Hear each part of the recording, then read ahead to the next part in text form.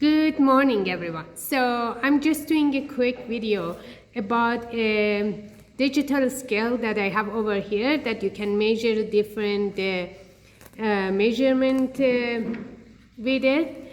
And I thought I'll show you a quick video. I'm covering the brand name just because maybe they don't want me to show you the brand name. The most common one, of course, everybody knows that is gram.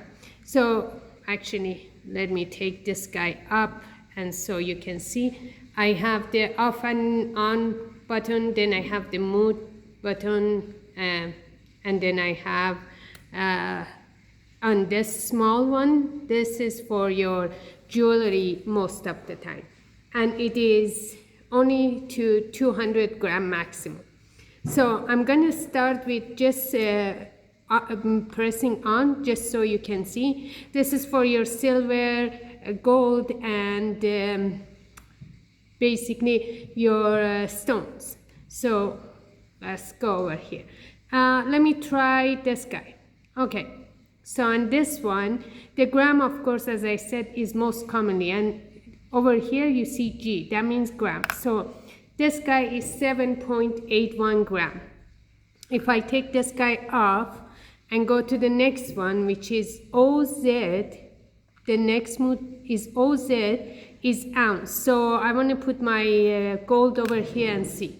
So that's 0.105 ounce, which is, I'm going to put a little paper at the end, what is each ounce according to the gram. Then I go again, is OZT. So OZT stand for Troy ounce, and again that can be converted to other stuff. So let me just put maybe a stone over here. So if I put a stone over here, that's 0.059. I'm gonna use the stone for carat as well later on. So again, I'm gonna press it, and it's gonna come Dwt, which stands for penny weight. Penny weight doesn't just mean for pennies. You can use it for anything.